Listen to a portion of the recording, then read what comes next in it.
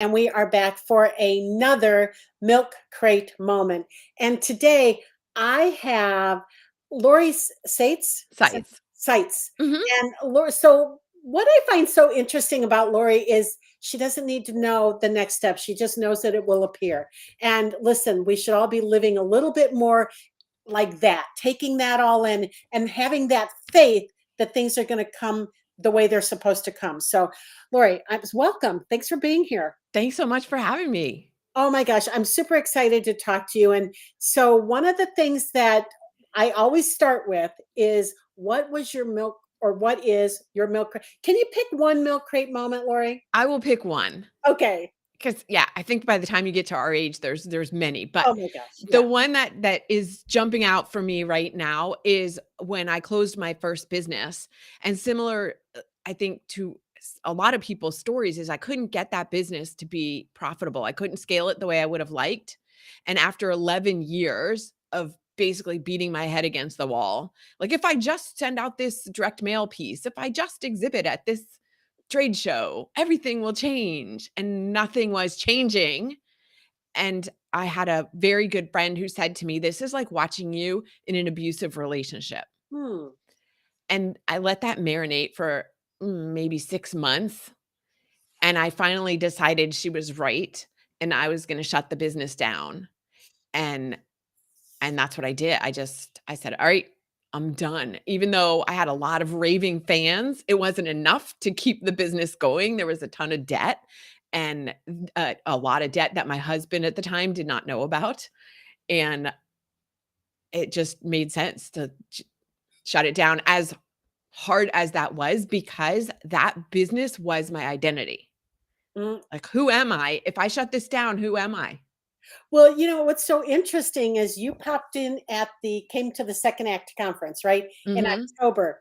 And when I saw the name Zen Rabbit come up, I knew the name of the company. I knew that you produced really amazing cookies, right? Mhm. Because I had been a beneficiary of you had sponsored an event that I attended in West Palm Beach years and years and years ago, right? So when I saw the name, it's like Zen Rabbit, you do not forget that name. That's Right? right. And you had a product. I didn't forget the product either, right? Mhm. But what's interesting to me now, hearing this is what, and I don't know, so I'm going to ask you because I wasn't paying attention 12, 14 years ago, however long it was. Was there a way on that box of cookies, because they came in a little box, Mhm. was there a way to reorder them from that box? The Besides, webs the website address was on the box, yeah, for sure. yeah. So, okay, I just want, was there a call to action or anything? I can't remember, and there were a couple of different boxes, but they all included a card with a motivational saying on it, and on the back of the card, it said, "What are you grateful for today?" So let's share with people what they were called gratitude cookies. The business Okay. they were called gratitude cookies, and kind of a cross between a butter and a sugar cookie based on a family recipe. And the idea was that people would use them, business people would use them to say thank you to their clients and people who sent them referrals. And so I don't know if you were a recipient of the black, there was like a retail kind of box that was it was black with like pinstripes, really smart, had a little handle. And then there was another one that was like a Chinese takeout box, a plastic Chinese takeout box. I But wanna both say of them, back, yeah. yeah, both of them had those cards in them, and the cards had a logo or the website address on them. Awesome. Awesome. I don't remember, right? Because I Yeah. was thinking as you were, you when you're at a conference, you eat the cookies and Right. garbage goes in, right? The Yeah, garbage. and you may have gotten, depending on which conference it was, they might have just been not a box, and it might have been just the cookies, like a 2-pack in the It might have cello been. bags. Those had stickers on them, and the stickers always had the website on it as well. Awesome. Yeah, Well, I have like 25 years of marketing background. I know. okay, I That's just why the company is called Zen Rabbit, and it's a name you never forget. well, the name I never forgot, and I never forgot what the product was, and I knew the name, so I could have easily looked it up, right? Yeah. But yeah, it's one of those things that when they're gone and you don't Right. see them again, right? So I Right. do love the idea that you put a gratitude card or a little card in there for something so that people would keep the card. Yeah. So let's go back and talk about that. So you were in business for a while. How long were Mhm. you in business? 11 years. Okay. And is that the way you were marketing all of your products was through sponsorships and things like that, getting them into consumers' hands? That was one way. That Okay. was one way. I was using, um, public relations. Also, that, I had another product a few years in called Zen Crunch, and that was kind of like a granola. I don't even know how to describe it because nobody else was making it, but it was like a sweet granola crunchy snack. We got that. I say we, I had somebody helping me with PR. We got that on Rachel Ray as Okay. snack of the day, but that was not the right audience. All I got from that, aside from credibility, like, "Cool, you got on Rachel Ray." Yes, the product was, I wasn't personally. But I got a lot of people like, "Oh, I have a big family. Can you give me a discount? Do you have coupons? Can I get a discount if I order 3?" Like, "No." It Yeah, I I get that, right? it was much different than being on Oprah, which was my dream, but that never happened. Which is so interesting because the name itself kind of lends Mhm. itself to an Oprah Yeah. product, Oh, right? we tried. I bet. I bet. So you're in this, you've accumulated some debt, which is very normal for small business owners, right? Mhm. Nothing, it's not like you're special and you're the only one that got the N debt, right? nope, nope. So so how did you make that decision? Because that's a hard decision for people. Absolutely. So Yeah. what was that next step? Like how did that happen? It just felt like I don't have any more energy for this. I've done everything I feel like I know how to do. Mhm. And beyond just my knowing, I hired coaches, I had mastermind groups I was a part of. So I wasn't trying to go it alone. Right. And it just wasn't working. Mm, And I thought, I just, I'm out of options here. right. And so I'm just, let me just shut it down and figure out what I'm gonna do next because this is untenable. Yeah. What do you think the hardest part was about shutting it down? The fact that it was my identity. Like, I would felt like I don't have any biological children, but it felt like I was killing my child. Mm. I can see that, right? Because we become very connected to our businesses Mhm. and they we literally live and breathe them, Yes. right? Yes, So I and I think understand that. because I don't have any children, that was my baby, and so when I shut it down, it was like, "Well, who am I now?" Like, everybody knew me as Zen Rabbit, Mhm. which is part of the reason when I started another business a few years later, I was gonna name it something else, and I did in the beginning, but then I changed it back to being like Zen Rabbit version 2, 2.0, because people still remembered the name and associated me with it. And so to shut down something that had such name recognition and also as a marketer, I had branded it and I mean, it looked from the outside, it looked like it was $1 million business. Well, I think that yay for you for doing that, right? Because nobody wants to do business with a company that doesn't look that way. Right. But I do also sometimes think that we can create such a big brand for our business that people think they can't afford us. You know what? I think that one of the major issues, if I was to go back to that person again, to who I was then, I wasn't charging enough. Your cookies were free to me, so I don't know what you were charging, right? Yeah. And that might Yeah. be part of it. That is the number one business mistake small business owners make is Yeah. not charging enough or charging for their value that they're bringing to the marketplace. So I'm not surprised to hear you say that, right? Yeah. Yeah. I think a lot of people struggle with that. That was the one that was number 1, and number 2, it took me too long to figure out who my niche market was. Mm. Who was your niche market? People in the financial services industry, so commercial insurance, financial advisors, I knew that part, but it took me a while to get there. But Gotcha. that part, because they have ongoing business and the lifetime value of a client is very high for them.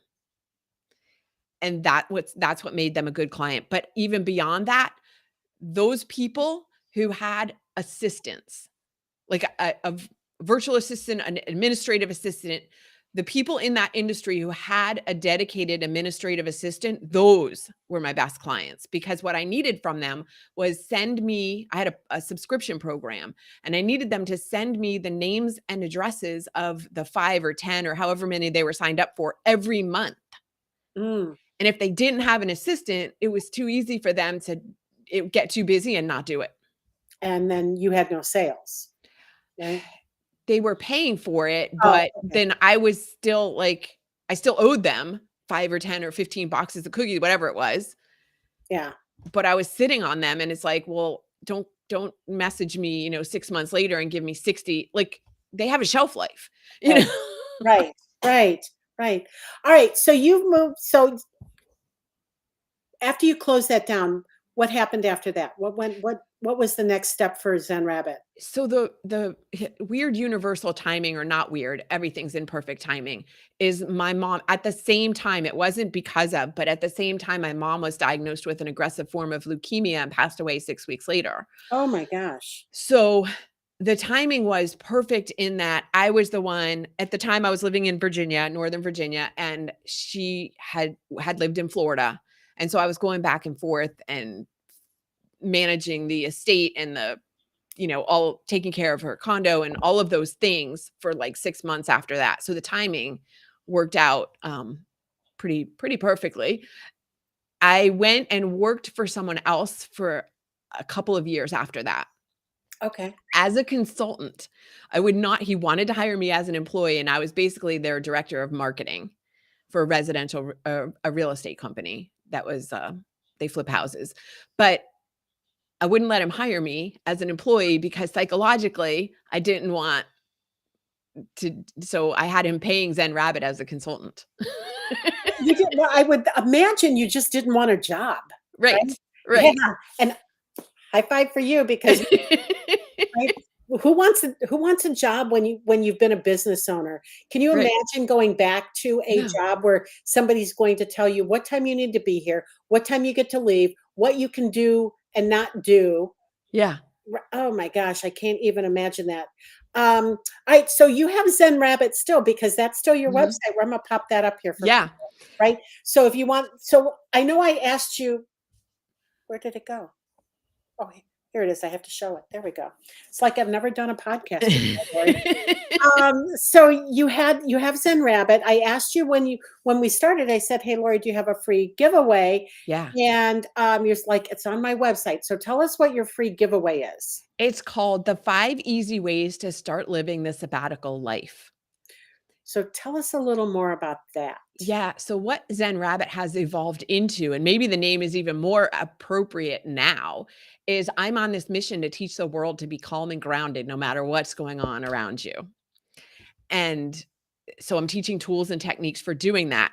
This download, this 5 easy ways, comes because a couple years ago, even even though I'm teaching this stuff, I look at my calendar for the first half of 2021, 2022, and like my head wants to explode. There's just so much stuff going on, and I didn't allow myself any time really to have downtime. Like, I still did my meditation every morning as part of the morning routine, but uh, I would work from 9 in the morning till 10:30 at night. And again, because I didn't have anything else to do, I would just keep working, and it got to be overwhelming. And we don't all, okay. A lot of people buy into, especially entrepreneurs, buy into this whole idea that hard work equals success. And it's not true. It's a big fat freaking lie. Well, what does it do? Tell What us does that. what So does hard work? yeah, no, what I heard you say is it's a big fat lie that hard work creates your success, right? Yeah, So that working hard equals success. yeah, so tell us about that. What really creates success is allowing it to flow into your life. Now, allowing ease and flow, allowing in intuition, tapping into your intuition and following that, taking inspired action. It's not Mm. not taking action. Of course you have to take action, but it's not like pushing a rock up a hill every single day. It's tapping into your intuitive wisdom and taking action based on that. And that feels easier, but it feels weird because we're used to I got to work, I got to work, I got to work all the time. I got to work hard. It has to be difficult. I know you love talking about how making things fun, but Mhm. that's also counterintuitive. For most people, we've been wired to believe that success has to be hard and it has to be a lot of work. Yeah, and you're not necessarily gonna have fun in it, right? Right. Right, if you go to a Right. job, I never found one thing fun about a job, right? Mhm. I was always the one getting in trouble for having fun, but and they Right. claim to put they'd put that on my permanent record. Yes. Where do they Yeah, keep those permanent records? I never figured that out. exactly, right? Exactly.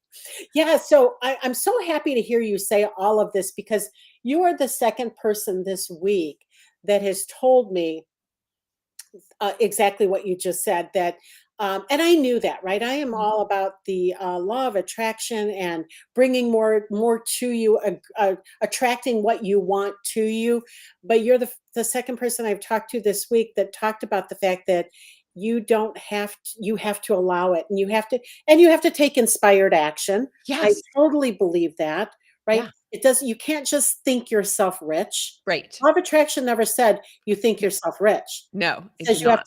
you have to believe it, you have to take action, and you have to feel it. You have to Right. feel as if it's already happened. Exactly. That's the That's part people exactly struggle with.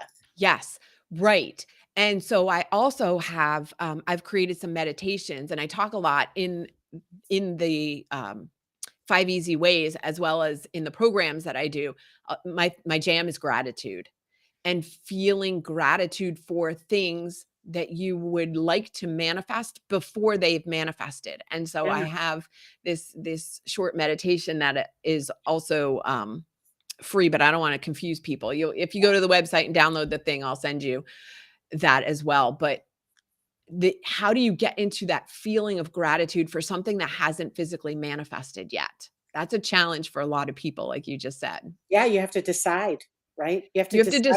decide. Yeah. And in this meditation, I actually take people through feeling gratitude for things that have already happened in the past, Mhm. things you currently have in your life, feeling gratitude for those, and then moving to feeling gratitude for that which you are looking forward to bringing into physical form. Wow. And so if you can start from that place where you can feel like it's already happened and then move into feeling as if it's already happened And grateful. and grateful and it's on its way, that's how I ease people into feeling gratitude for what's coming. Yeah. Oh, this you're talking my language, Lori. I love this. I love everything you just said. So, let's talk just a brief moment because you were just sharing with me right before we started today about your nomadic life. Yes. So tell me how that all came to be. Yeah, at the beginning of October, I Oh, it's just new. yeah, Oh, yeah. interesting. I left my apartment in Northern Virginia. I gave up my apartment. I sold most of my furniture, put whatever wasn't gonna fit in my car, and I do not drive an SUV. I have a sports somewhat of a sports car. Uh, whatever didn't fit in the car is in a 5 by 10 storage unit, and that's it. Wow. That's all I got. And I didn't know where I wanted to go. I'm thinking maybe I didn't wanna stay in Northern Virginia, although I still love it there, and that's where I consider home. Mhm. But I just was feeling restless, like, "Where do I wanna go?" But I don't know where I wanna go. So, I got the idea to start house sitting.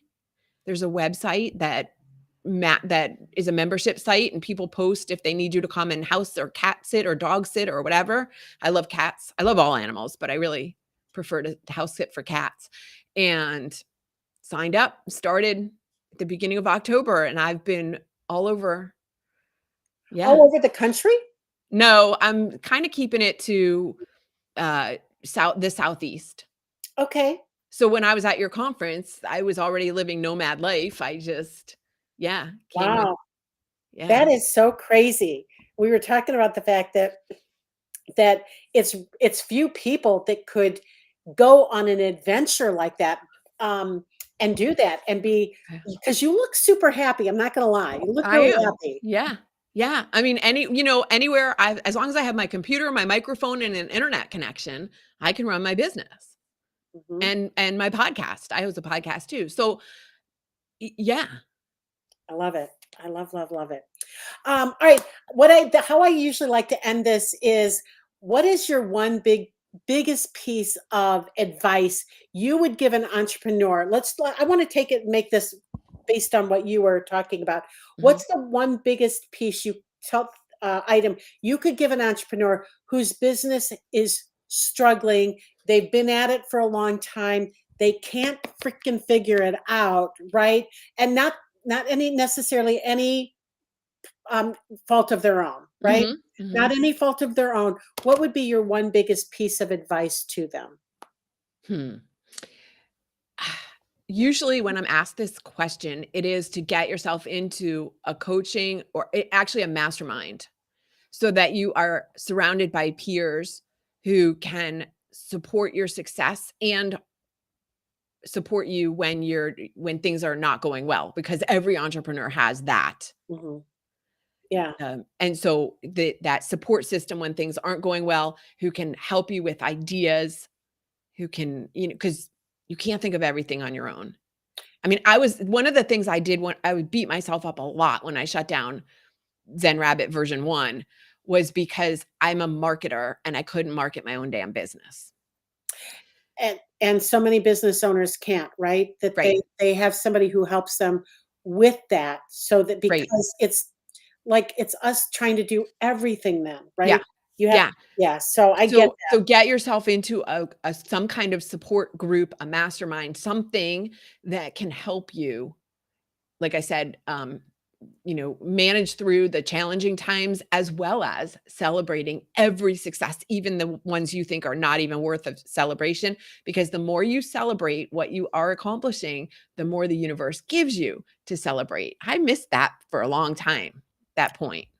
yeah, right? The more you celebrate, the more you're grateful for, the more you get, right? Yeah, right. I think that's it right there in the Yeah, nutshell, right? exactly. Be grateful Yeah. for the business that you have when it sucks, Yeah, right? absolutely. And I think the second thing I more recently come to understand is this is going to be counterintuitive too. You have to think bigger. You have to think bigger because when you're thinking bigger, 10, there's that book, 10x is easier than 2x. And I freaking love that book. Um, when you're thinking bigger, you get much more focused on the the actions that will move you forward instead of being distracted by the 80% of things that are not moving you forward. Right. All of those little details that as a Yeah. business owner need to be taken care of, and Ye you're the one who's taking care of them if you're a solopreneur, right? Right, but they're not making you money, so Right, do they really need to be taken care of? Like, do you really need a five-page website? Like, that's a distraction right. from going out and selling your stuff. I agree. Oh, I love everything you're saying. All right, I will let you go. I'm so excited that you showed up here today, and that we could do this and arrange that and be part of the milk crate moment. So thank you so much for sharing your milk crate moment. My I'm Jen pleasure. Kuhn. I help small business owners turn around their business and make more money. Have a great day, everybody.